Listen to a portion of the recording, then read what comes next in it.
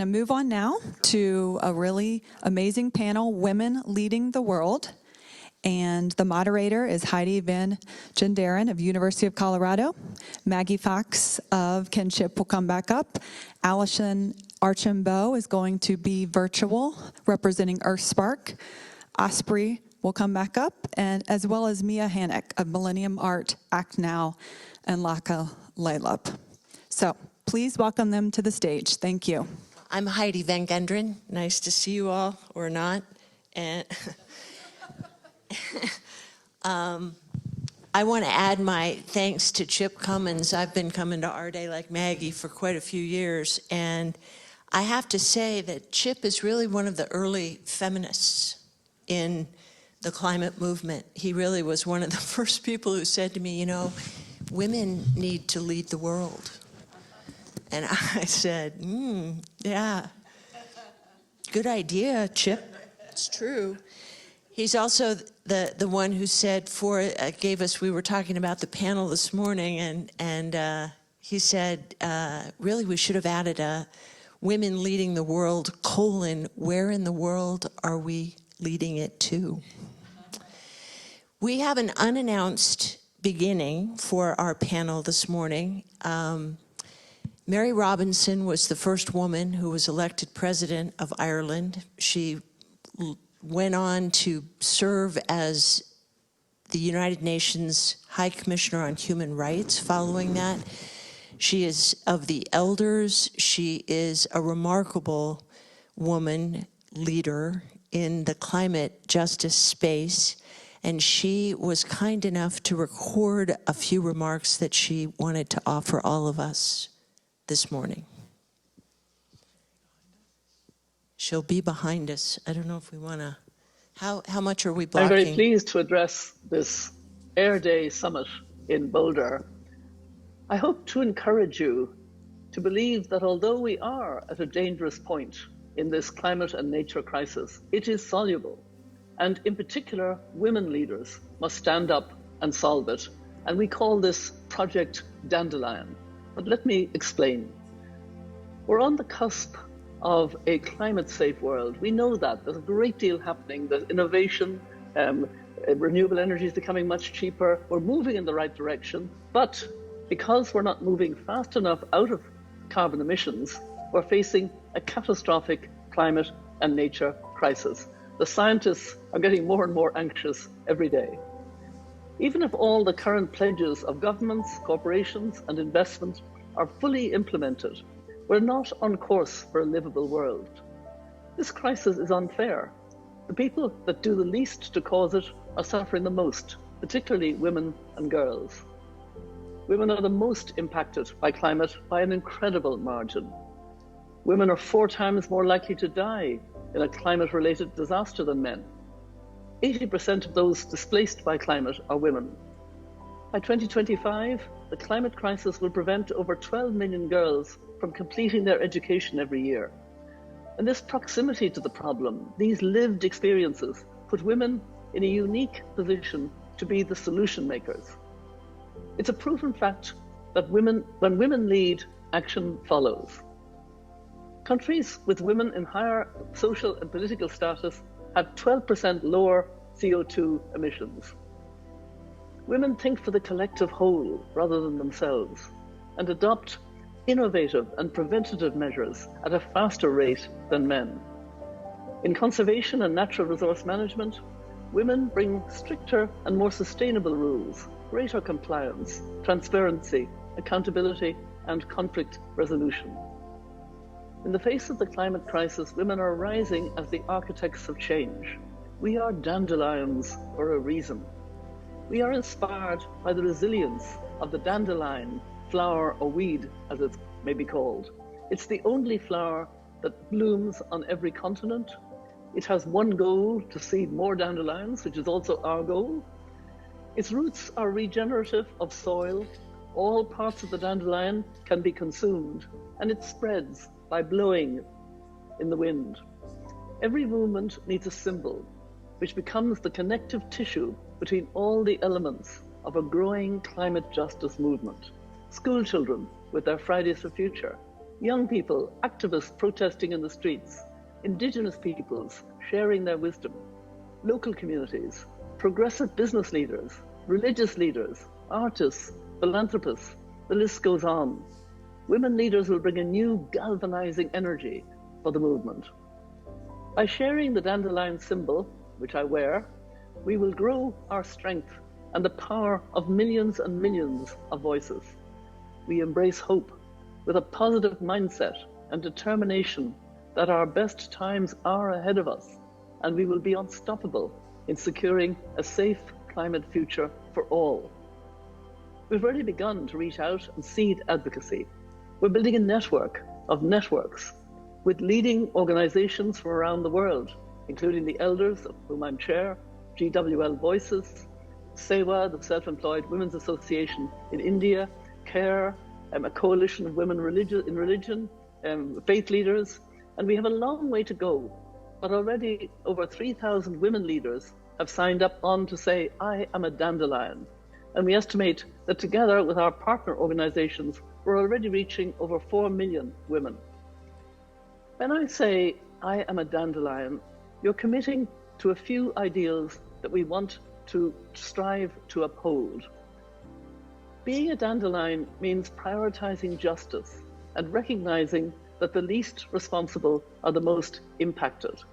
Indeed, just simply saying I am a dandelion means you say I am of nature. And that means you understand that we're not separate from nature. Being a dandelion means centering the voices and experiences of women, inclusive of women of all backgrounds and gender expressions. Being a dandelion means believing in the possibility of a brighter future and moving with expansive imagination about the world we can build together. And of course, being a dandelion means committing to activating with us at key moments twice a year for a global takeover of the media landscape around a common agenda in the push for climate justice. One of these key moments is rapidly approaching. So before I leave you, I'd like to take a moment to share this opportunity with you. COP28 is around the corner. And as we know, it is taking place in the UAE, in Dubai, which is a huge oil and gas producer.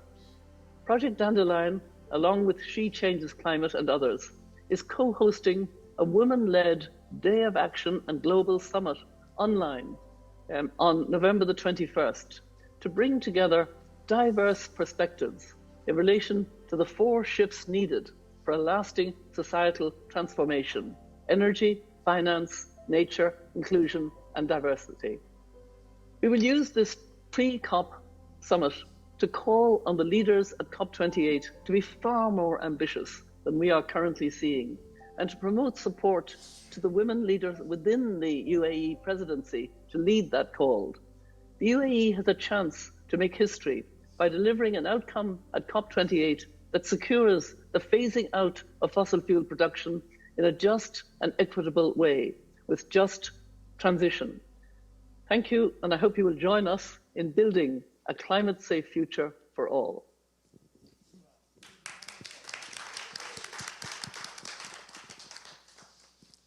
Wonderful. And yes, thinking about strategies and tactics, November 21st, interesting thought. I am waiting to see if we get Allison Archambault on, pardon me, thanks to the miracles of technology, we will be having Allison, who is the president of Earthspark International. I just want to, let me step back one moment and just say, what an incredibly wonderful and distinguished panel I have the privilege of sitting with this morning, and indeed. And there she is. Whoa, with a donkey behind her. Morning, Allison. She's in Washington, D.C., so good afternoon. She's still on mute, just waving. The way this is going to roll, I'm going to introduce our 4 distinguished panelists, and then I'm going to pose a question. They're going to weave tales for you for 3 to 4 minutes, and then we're going to break into informal conversation and conversation with you as well. Allison Archambault, president of Earthspark International. Maggie Fox, you just heard from, the founder of Kinship. Mia Hennick, who's the Executive Director of Millennium Art, and Osprey Orielle Lake. If you were here this morning, you had the privilege of hearing her as well, and Mia yesterday. Osprey, of course, is the founder and executive director of the Women's Earth and Climate Action Network, WECAN. Ms. Allison, over to you. Thank you. Hello. Is there a video that is going to be played? When she wants you to play it, the nice.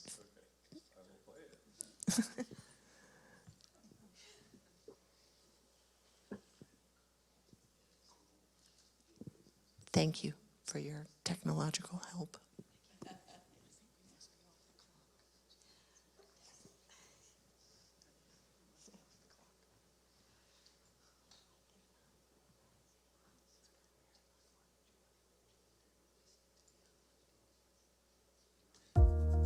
In Haiti, a women-run enterprise is meeting the challenge of energy poverty by approaching its energy access project with a gender lens.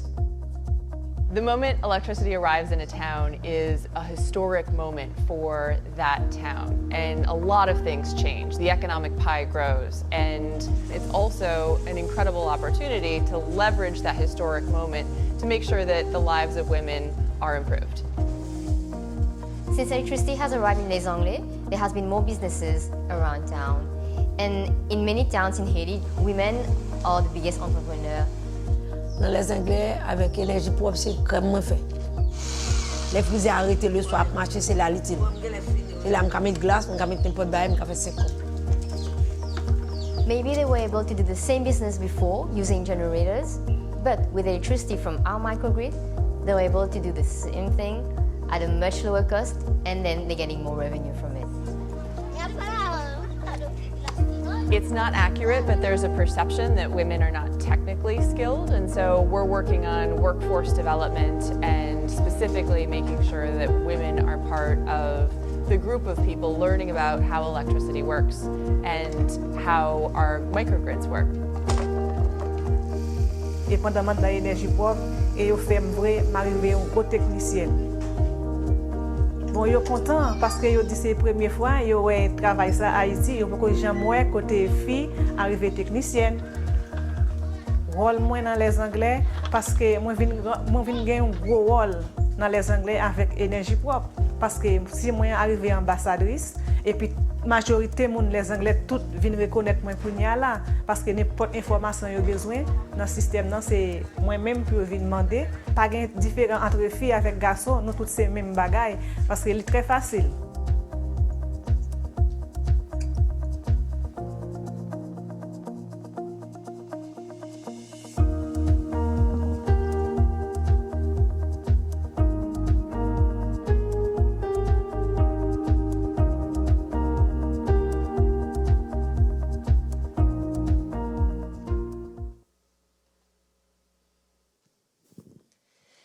Allison is going to continue a moment with, and I'm a little out of practice on this, obviously, because I failed to sort of cue up the introductory remarks here from everyone, which Allison and I basically schemed and thought about, asking each of you to envision that feminist future with climate solved, and to address all the ways that the paths that we went down to get there, the work that you're currently engaged in helping that to happen.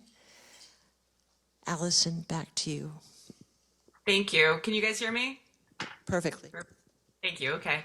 Well, first of all, thank you so much to Heidi and Chip and Verushka for enabling me to play that video, which brings the voices of my colleagues and counterparties in rural Haiti to our day. They are the real heroes here. I'm just bringing the message. And thank you also for enabling me to join you this way. To your question, Heidi, a world that's safe and abundant for all people without damaging the futures of future generations. That's my answer to your question, is what I hope to see in a feminist future with Climate Solved. And I'll go back to the context. I know this is sort of a silly background, but I always want to ground myself in rural Haiti. I'm sitting in Washington, D.C. right now. But you all probably have seen some headlines from Haiti recently and over the past few years. We are not yet there or anywhere in a truly safe and abundant world. It's been challenging. I'll just do a couple of the headline recaps. In 2021, there was a horrific assassination of the president. Also, the next month, there was a 7.2 magnitude earthquake that hit the peninsula where I work. The gangs were blockading the entire peninsula. So there's just one road that gets to over 1 million people, and that was cut off.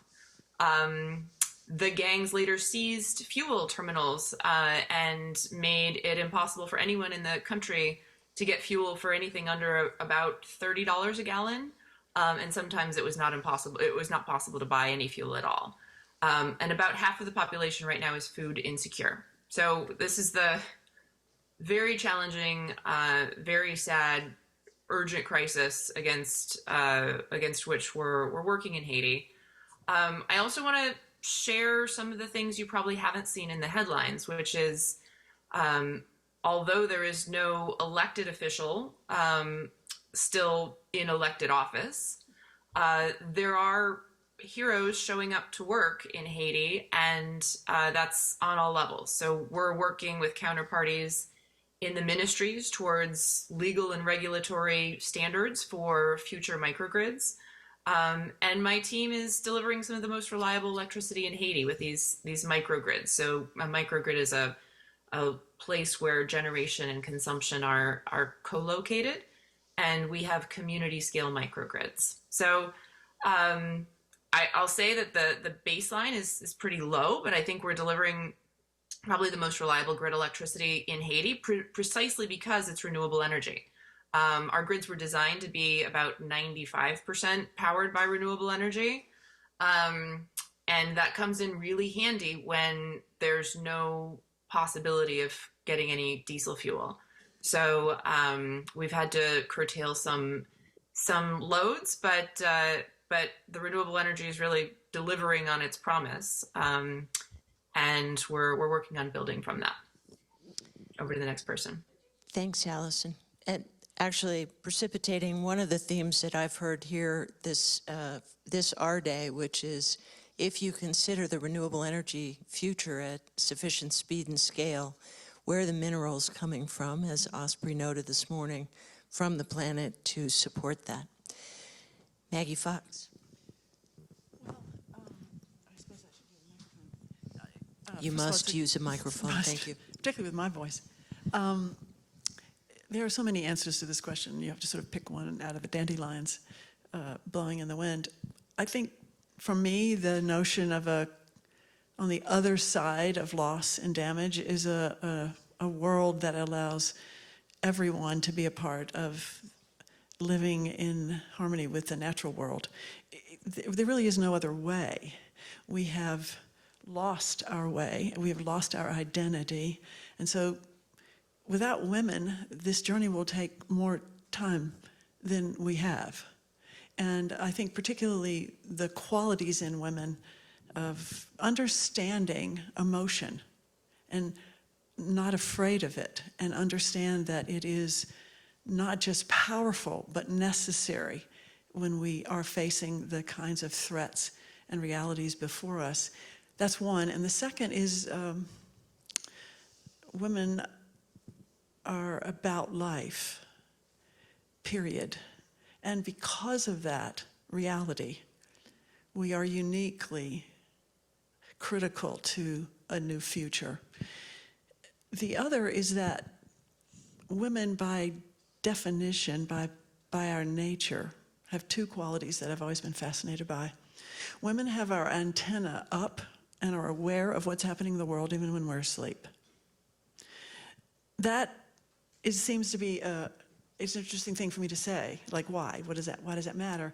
Because the sensory perceptions of women are critical to a different future. the one world that we live in now is not only not sustainable, it's broken. And so you have to have women leaders setting the way to actually articulate a different way of living, not just working on renewable energy, but in a different way of thinking and being. It's not just the work, it's how we perceive ourselves and our role in the world that has to change. Without that, many of our solutions are quite hollow and won't last. And I think without being the least bit negative about men, I happen to adore my son, my husband, my father, my grandparents, and all of my dear friends. It has something to do with the imbalance that exists in the world today of women leadership, as was articulated by several other people. And so we have to move in that regard more aggressively than we have to date, because that imbalance has to be corrected before we can get to the future we actually can envision, and particularly women can envision. Hold on to your mic. It's all yours. Let's see if this works. Yes. First, I want to start honoring Indigenous Peoples Day by acknowledging the land of the Arapaho Nation, land that we are on here in Boulder, Colorado today. I'm also extremely appreciative to be part of this panel, Women Leading the World, because there's millions of us, and happy to be on stage with this group of amazing women. I'm Mia Hannock, Executive Director of Millennium Art. I identify as a female earthling living on planet Earth in the Milky Way galaxy. I'm the daughter of immigrant refugees that escaped from the Czech Republic, or Czechoslovakia back then, during the spring of 1968. I'm the mother of a mixed Indigenous son who is a quarter Thunderchild Cree and a quarter St. Regis Mohawk. As a mother, daughter, environmental artist, and climate activist, I have found that my passion, my purpose, and my profession are all one. I've also come to realize that the survival of our Earth systems and Indigenous knowledge are one. Indigenous knowledge is carried in Indigenous language, and much of the wisdom is carried by Indigenous women, imbued within that language. Excuse my notes. Indigenous women carried the hope to heal themselves, to heal the land, to heal the youth, and to heal the world. In my work, I've made an effort to always work with Indigenous peoples and communities. I engaged with their input, their perspectives, their approval, and their blessings for any art installations we place publicly on their lands. With the environmental art project I shared with you yesterday, Lakalelu, I had the privilege and honor to work with the elders and the youth of the Washoe tribe who named the art installation Lakalelu, which means coming together for a common purpose. Melba Rakau is the Washoe elder who we collaborated with, and we had the honor of recording her speaking in Washoe, which when you hear it, it brings goosebumps to everyone that listens. The Washoe language is an endangered language that is a language isolate. It's unrelated to any other language in the world, making it part of the Hokan family of languages. Melba is one of the 20 elders left that fluently speaks the Washoe language. 20. Washoe means the people from here. This includes the people and the land they inhabit or inhabited before they were removed. The Washoe tribe is the oldest Indigenous tribe in the Great Basin of the Sierra Nevadas, which is where I lived prior to moving to Missoula, Montana, and that's why I did a lot of the work with the Washoe tribe there. The Washoe tribe is the oldest Indigenous tribe in the Great Basin of the Sierra Nevadas, and they have been the original inhabitants and stewards for over 6,000 years. Some people say even up to 10,000 years. With the language vanishing, the knowledge and wisdom is vanishing, and we are running out of time. The loss of Indigenous language leads to the loss of Indigenous knowledge, loss of wisdom, loss of culture, and loss of traditions that are transmitted orally and physically between generations.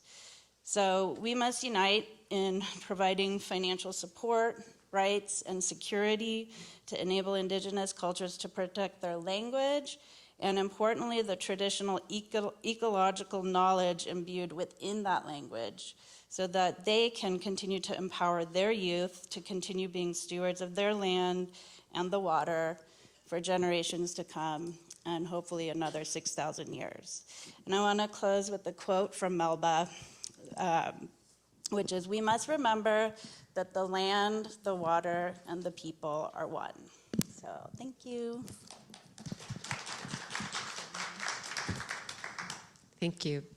Honored to be on the panel with all of you. So I'm just going to make a few comments and then show a video just to show some of the women that we work with directly, since I had the honor of giving a keynote this morning. The one thing I want to say, just to add to all these other great comments that have been made, is that I think one of the key issues that we're dealing with is historically the violence against Mother Earth and the violence against women, and they're completely intertwined, and we're in a big historical shift to heal that. And I think that's at the core of a lot of the polycrises that we're facing. And so a lot of the work we're doing at WECAN is to look at the worldviews and the historical traumas that have gone on for really hundreds and hundreds of years that have got us into this crisis that we're facing now at so many levels, both social and ecological. And how do we actually infuse these new ways of thinking into programs and projects that are really practical? And I'll leave it at that, and hopefully someone will push a button and we'll see a video.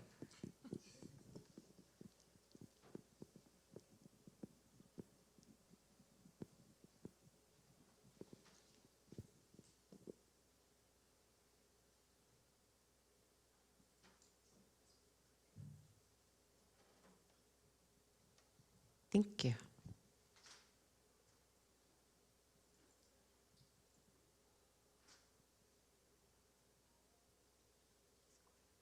When I come back here after 25 years, I was shocked. When I was a little girl, the forest was here. And when I was here, I see no more trees.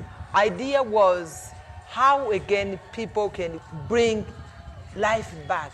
As the climate crisis increases, scientists are telling us that one of the most important things that we can do is to protect forests and biodiversity. The Congo Basin is one of the largest and most important forests of the world, only second to the Amazon in terms of size.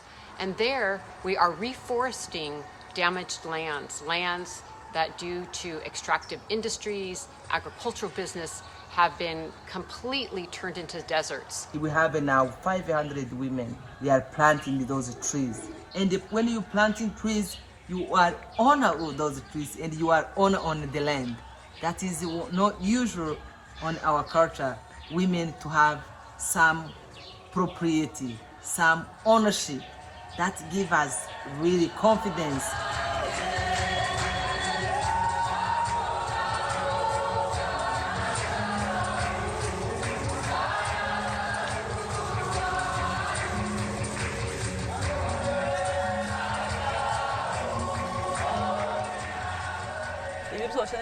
kandi nije uzubibagarira iri ni ishyamba ryanje.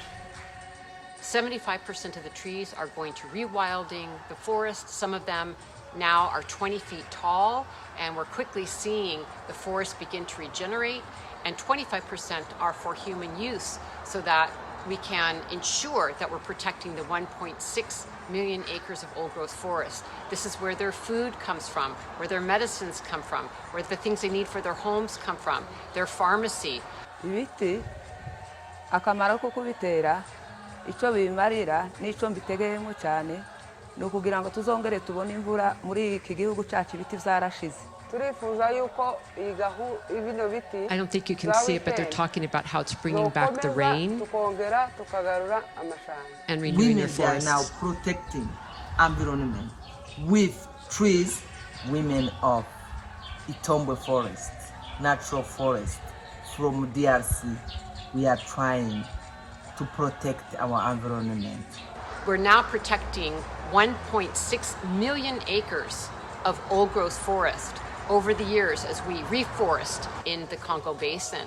Kuko byamariye njyewe ku giti cyanje During the COVID-19 pandemic, there was a real need to develop more food sovereignty and food security. So now not only in the nurseries that we have are we planting sapling trees, but also lots of food for the local communities. Vegetables we did really helped so much. People to have vegetables to fight with malnutrition.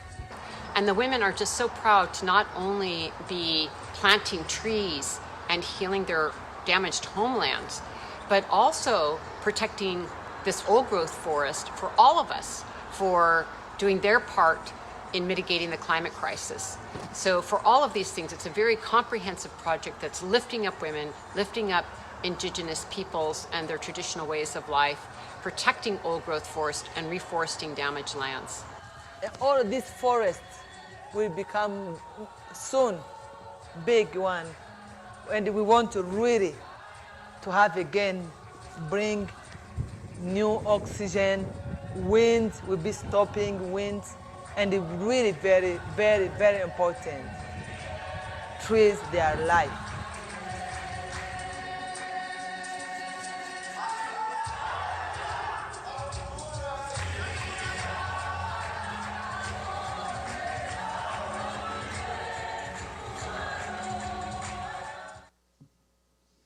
When I come back here after 20, I was the Thank you. Thank you. Wow. There are so many ways that we can take this conversation, ladies. It really, again, has been a remarkable several days. Allison, I can see you on the screen in front of me, so when you feel free to chime in, I want the panelists to feel free to incite conversation amongst yourselves and ask questions of one another. I would note, when I first heard Mary Robinson, she did note that there was need for the light touch of a women-led global movement to solve climate. She also was very careful not to negate the fact that this is not an anti-male effort, that men are. In fact, this morning at our house, I awakened and my husband came out and I said, Israel has declared war against the Hamas. And his response was, I can't imagine what a victory looks like. So it's every day now we seem to awaken and think, oh my gosh, one more thing.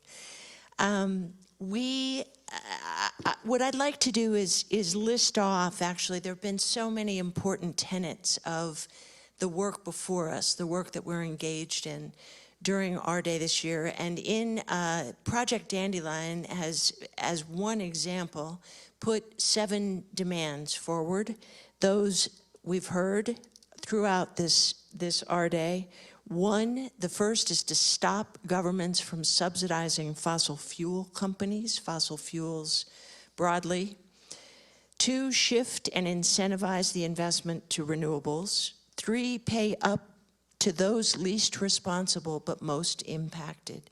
For those of you involved in the Conference of the Parties, a big discussion, Sheila, this morning, where are the reparations? Where do we, how do we redistribute wealth? The philanthropy panel yesterday. 4, build better resilience. We know that we're going to continue to face remarkable climate events. 5, learn from indigenous people. We've heard that from virtually everyone. Scale a fair and accessible energy future. And last but not least, elevate women-led climate solutions.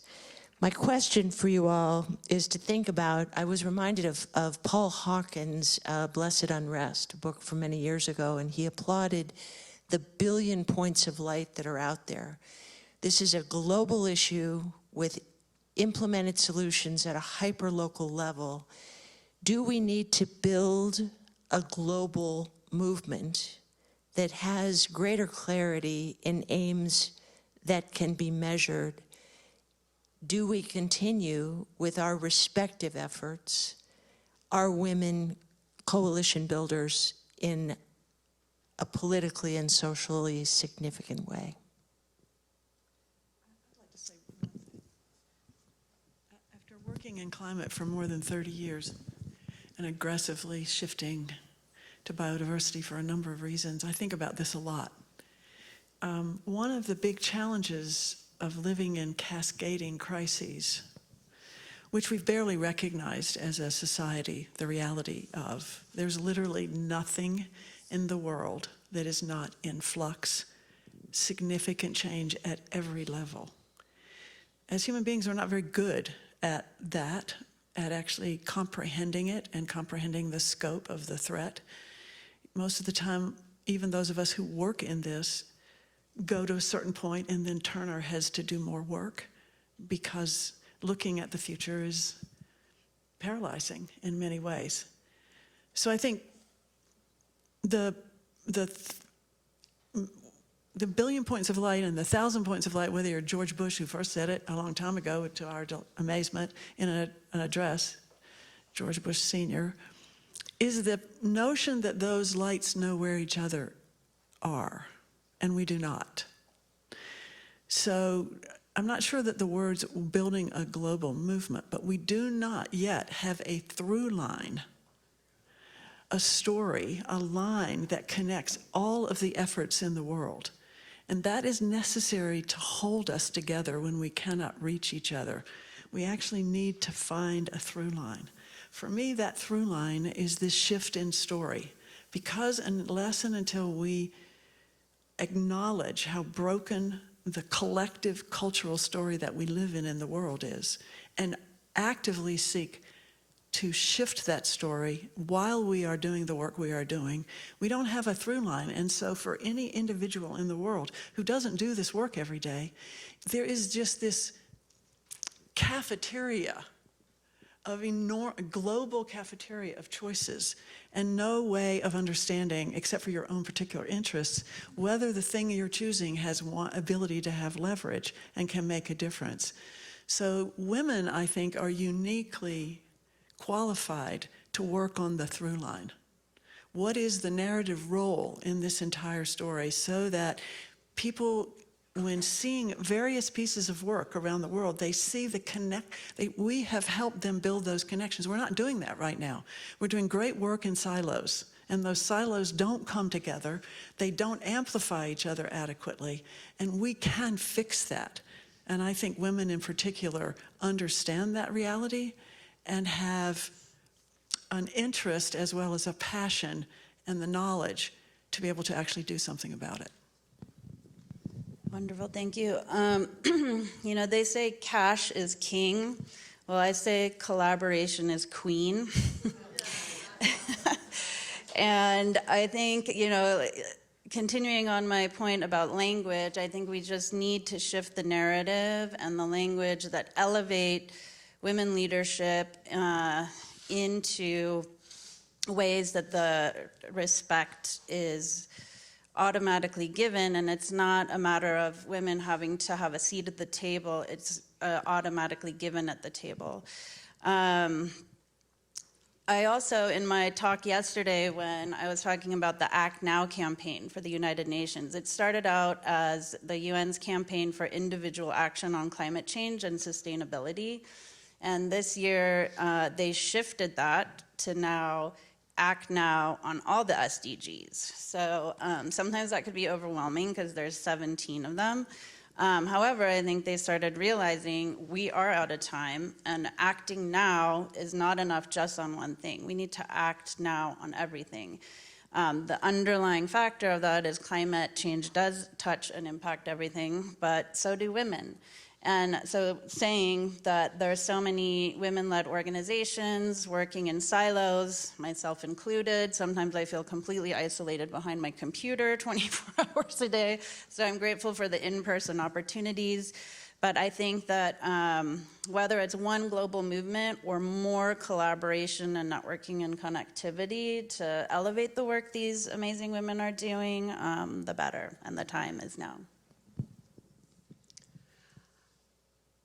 So I think one of the things, just to relate to some actual experience, one of the avenues of our work stream is involved in meeting with financial institutions and bringing frontline women, often indigenous women, who are being impacted by fossil fuel infrastructure in their communities, and going to financial institutions like banks or asset management firms to have them hear the stories of these women who are being impacted and what it means to their water, to their land, to their survival, and the indigenous rights violations, human rights violations that are occurring because of a lot of these damaging projects.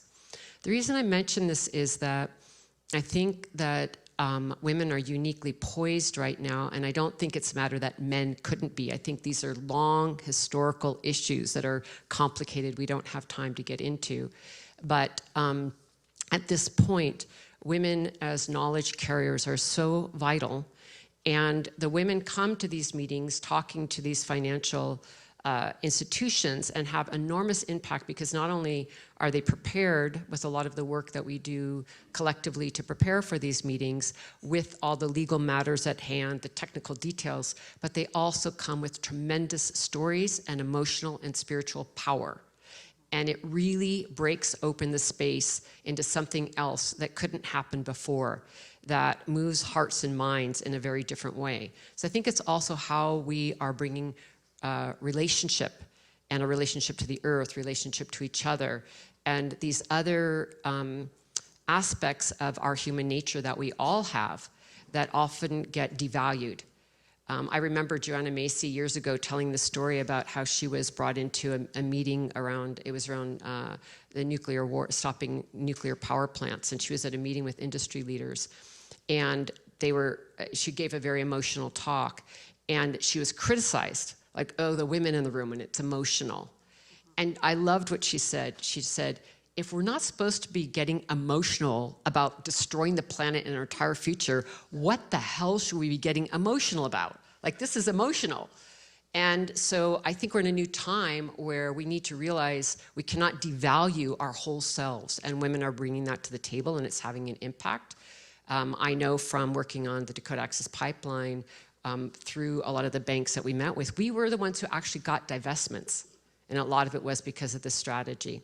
The last thing I want to say is that I think, yes, women are bringing a soft touch and a way to bring relationality to a lot of these things in this relationship building, but I also got to say, we're fierce as hell, and we really need to bring our fierceness, our strength, and our love. So I would just say that it's multifaceted, and we need all of who we are to be at the table.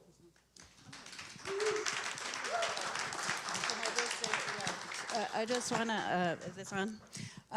Based on that, on the emotional thing, I just get enraged when people say that the U.S. will never have a female president because of our menstrual cycles and PMS. Speaking of getting emotional, and it's just shocking to me because none of the men would be standing up there if it wasn't for women and our menstrual cycles. So thanks. I would point out the United States is the only major economy in the world that has not yet had a woman CEO. Maggie wanted to chime in. Allison, did you want to join the fray? Oh, just yes and yes. I think it has to be a local and cross-pollination. How do we really deeply and authentically enable all these local, it's not just indigenous knowledge, it's other communities as well that are local, authentic communities that can come up with brilliant solutions, right? And so if there's a genius in every village, tapping and cultivating and enabling the ideas and inventiveness from each of those geniuses and enabling them in an environment where the benefits can flow to the village, but also we can cross-pollinate and help people cross-pollinate with best practices. I'll say feminist electrification in Haiti is something we're very much still working on realizing. And then we went to South Sudan and helped turn on the first solar grid in South Sudan, and feminist electrification looks different there. Obviously, right? Obviously, it's very different to build feminist systems in different environments. And so how do we authentically learn and adapt while still trying to have some, metrics and measurable things to enable financial flows to flow to the women in the feminist infrastructure. It's complicated, and I'm very much still learning, but it has to be both. Yes, global, and yes, hyper local. I want to amplify that, because without the focus, I mean, I worked for a long time within the context of the UN, and I mean this comment to be both respectful and critical at the same time. The world doesn't pay any attention to the UN. Regular people do not. And the power of grassroots effort is actually more significant than that of the United Nations at this point in time, in terms of the ability of people around the world to have some connection to what's happening in grassroots communities. It's actually one of our principal goals, is actually to find those places where grassroots work. And in those communities, things have actually changed and are changing radically. And those stories are in some ways far more important to share than of the constant failed promises and broken pledges out of these large institutions, whether they be governments or others. Those stories are not moving anything or anybody. They're the opposite. They don't show a future. They show us stuck and mired in a past that is killing all of us and the world around us. The second thing is, I think Mary Roberts' comments, but the opening about how stopping fossil fuel investments or subsidies in governments is only a small part. The reality is that the major money in the world is not in government. We have billionaires that have much more money, 62 billionaires that have much more money than many countries in this world. So to say that stopping subsidizing of fossil fuels in governments is the only way we can get at this is absolutely wrong. Many, we can name 5 or 6 of the major corporations, global corporations in the world today, who have signed pledges and are talking about changing their supply chains and their work projects, but they are funneling every ounce of their profits into fossil fuels, telling us on the one hand that they're working with us and putting all of their profits into fossil fuels. That is as damaging, if not more damaging, than what's happening in governments around the world. And women are particularly well suited to telling those stories and actually unmasking the false promises of these companies like Microsoft and Google and Apple and others, who are actually making more money off their profits than they are saving, and actually changing their supply chains and doing the work of changing their businesses. The most interesting thing is sustainability officers in those major companies are mid-level managers and have no knowledge of the investment patterns of those companies. So I think that particular goal has to be amplified significantly, because there's more money moving into fossil fuels from businesses than there is from government. There's a ton of money, Maggie, ton of money coming into fossil fuels from period. every direction. And there has been a thread, pardon me, about the scale of subsidization. So how do you call out a lie? How does that happen? How do you do it? And I think that is a challenge that women are uniquely suited to addressing. I don't know that I would call it a soft touch, but I would call it a wise touch. And the notion of collaboration and women working together to develop the through lines and actually articulating that we need not so much a council of the parties, but a council of the people, Hunter. And I think that it's past time. And women are uniquely in a position to actually make those kinds of requests and demands and do something about it. Maggie, if the United Nations is not, so one of my observations would be that we actually are at an inflection point where global governance can genuinely come forward for the first time, certainly in our lifetimes, and arguably perhaps in the history of people on the planet, if not the United Nations. And if there is, would you agree with that premise that global governance could be a very interesting aim? In fact, some of the actions that the United Nations have taken toward corporate investment have been an interesting case study in this. So do we have the aim to empower that institution and bring forward effective global governance. Ladies at the end of the panel. Tim Worth was here at some point this weekend. And He was. He spent 15 years at the United States Nations with allegedly $1 billion of Ted Turner's money actually trying to do that, empower and strengthen the United Nations. And yes, in some ways it is stronger, but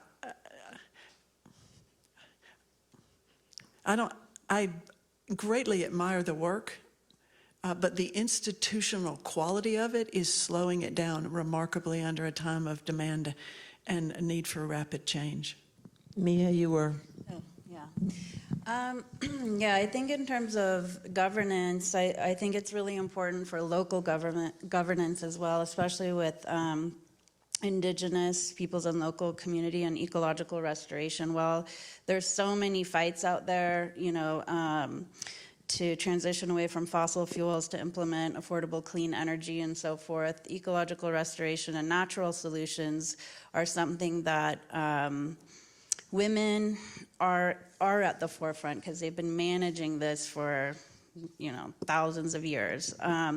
While I think that's important to empower women and indigenous and local communities to continue and accelerate ecological restoration, I also think it's equally important to educate and empower female youth leaders with technology skills, you know, and even BIPOC communities. We're seeing that more because as we see, technology is the future.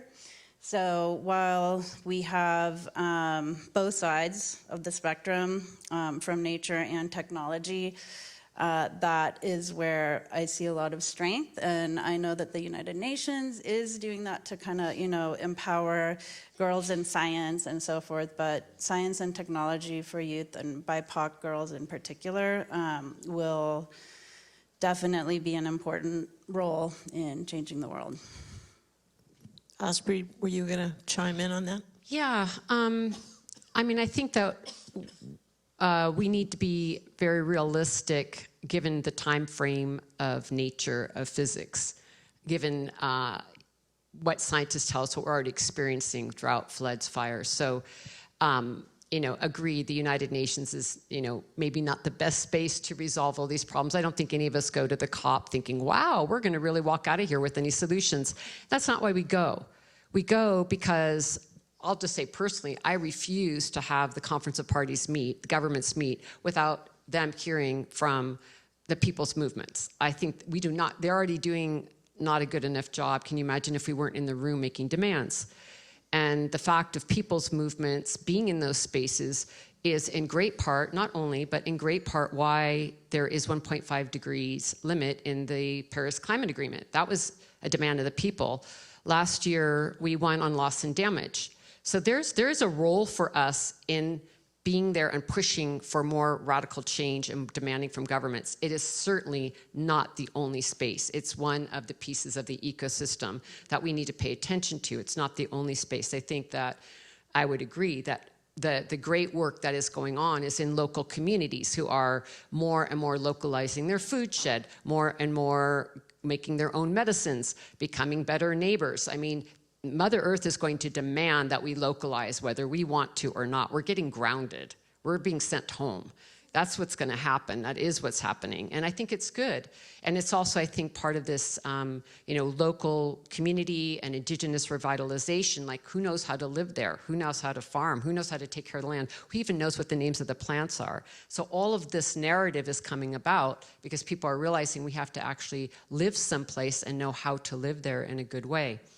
But I wanted to really emphasize that, again, it's really not about putting men down. It's really about lifting women up because there's been an imbalance. And just to really clarify that point, and so it's something that we can all do, is to really lift up the voices that have been missing. And for any of us who've been, you know, in a lot of these grassroots movements, whether it's to provide food sovereignty or food security or, you know, stopping bad projects, whether it's deforestation or fossil fuel pipelines, I guarantee you, you will see that women are the backbone of these movements. It's a fact. And I think that that's something that we can all participate in actively, is really lifting up that leadership, supporting it, funding it.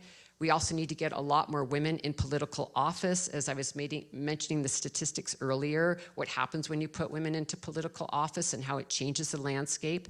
And again, it's not that women are better, it's just that, you know, the people closest to the problem always have the best solutions. This is why we talk about BIPOC communities. The people who are actually being poisoned every day, or the people who've been colonized, the people who are hurting the most, they know what they're doing because they're having to survive it. So I would add that the more that we put women, and especially Indigenous women, women of color, in leadership roles, we're all gonna do a whole lot better, and so is Mother Earth. I just want to make one comment on localizing, is that at COP28, December 1st and 2nd, originally it was called the Global Climate Action Summit, taking place on the 1st and 2nd, and we're actually doing an event on those 2 days. And then I was looking at it, I was like, wait a minute, they rebranded, now it's called the Local Climate Action Summit.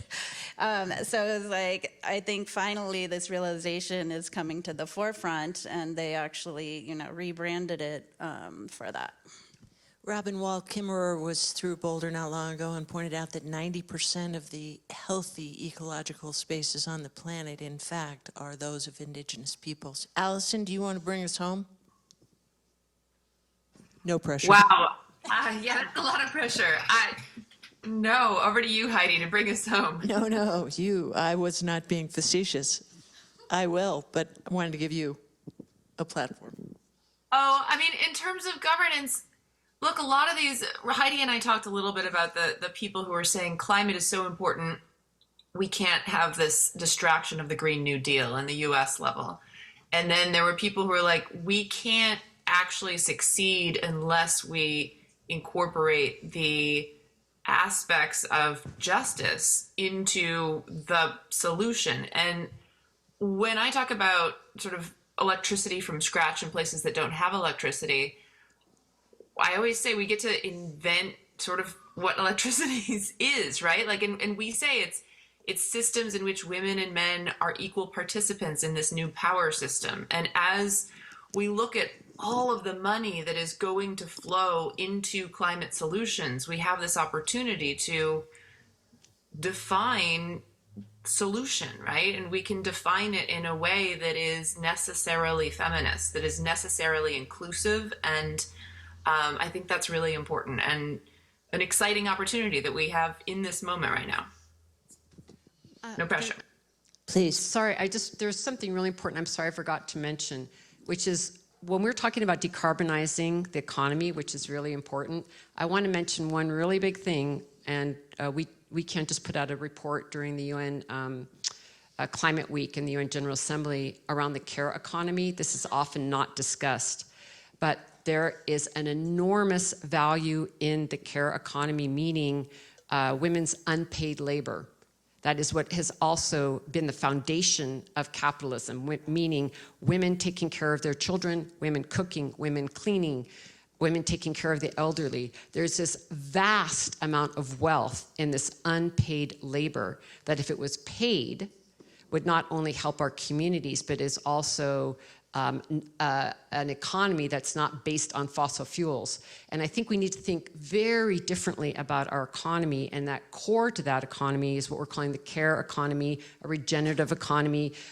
There's a lot of ways of talking about it. Indigenous people calling it buen vivir or sumak kausai, which is just like, how do we live? And so much of it doesn't need to be on consumerism and this endless economic material growth model. And so a core to this is also a feminist economy that is based on what do we value and what's been disvalued. An intergenerational economy, which I would observe the young are those bringing forward a new economic paradigm. We could chat about this all year. I want you to join me in thanking these marvelous panelists, if you would. Yes. And I'm going to borrow something from Gina McCarthy, who was recently at an event that was also based on the C3E program, Women in Clean Energy. So Little crowd participation here. Repeat after me, please. Climate change is real. Man-made emissions have largely caused it. Which is why women need to rule the world. Thank you all.